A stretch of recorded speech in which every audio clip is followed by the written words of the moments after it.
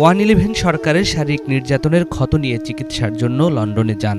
লন্ডনে যাওয়ার আগে যে আদরের ভাই আরাফাত রহমান কোকোকে রেখে এসেছিলেন, সেই ভাই এখন আর নেই। যেই সুস্থ মাকে রেখে এসেছিলেন, সেই মা এখন আগের মতো নেই। সেই সময়ে ওনার উপর মানসিক এবং শারীরিক নির্যাতন করা হয়েছিল। যে বাড়িতে তারা জন্মেছিলেন, সেই বাড়ি এবং স্মৃতিগুলোকে ভেঙে চুরে ধুলোয় মিশিয়ে দেওয়া হয়েছে। বিবিসি বাংলার সাথে 44 মিনিটের সাক্ষাৎকারের শেষের দিকে এমনই আবেগতাড়িত হয়ে পড়েন বিএনপির ভারপ্রাপ্ত চেয়ারম্যান তারেক রহমান। একই সাথে তিনি আওয়ামী লীগ প্রশ্নে নিজের কঠোর অবস্থান ব্যক্ত করেন। যে ভাইকে আমি রেখে এসেছিলাম, সেই ভাই এখন আর নেই। যেই সুস্থ মাকে রেখে এসেছিলাম, সেই সুস্থ মা এখন সুস্থ নেই। শুধু অসুস্থই নন, ওনার উপরে মানসিক এবং শারীরিক নির্যাতনও করা হয়েছে।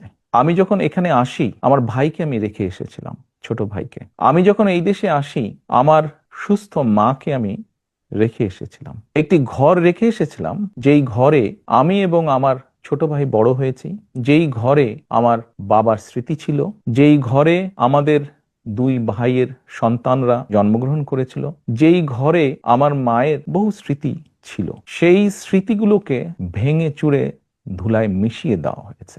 আওয়ামী লীগের সকল অন্যায়, হত্যা, নির্যাতনের জন্য এবং যারা এসবের হুকুম দিয়েছে, তাদের প্রত্যেকের বিচার হতে হবে। এটি প্রতিশোধ নয়, ন্যায় ও আইনের কথা।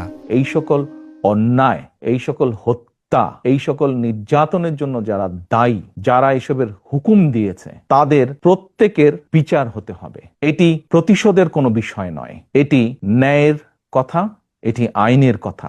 অন্যায় হলে তার বিচার হতে হয়। কার সম্পর্কে কি মনোভাব সেটি গুরুত্বপূর্ণ নয়। দল হিসেবে তারা যদি অন্যায় করে থাকে, তাহলে দেশের আইন অনুযায়ী তার বিচার হবে, দেশের আইন সিদ্ধান্ত নেবে। তার মানে এটা আদালতের বিষয় বলে মনে করছেন? দল হিসেবে যদি অন্যায় হয়ে থাকে, তাহলে তাই হবে। সোজা কথায় অন্যায়কারীর বিচার হতে হবে, তো সেটি ব্যক্তি হোক, সেটি দলই হোক।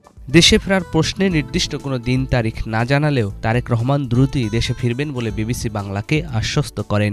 একই সাথে সরাসরি নির্বাচনে অংশ নেবেন বলেও জানান তিনি। দ্রুতই ফিরে আসব। সেটা কবে আমরা কি জানতে পারি? দ্রুতই, মনে হয় দ্রুতই ইনশাল্লাহ। কিন্তু আপনি নির্বাচনে অংশ নেবেন কিনা সেই সিদ্ধান্ত তো আপনাকে নিতে হবে। না, সেটি তো নিব, কেন নিব না, অবশ্যই নিব। আপনি নির্বাচনে অংশ নিচ্ছেন তাহলে?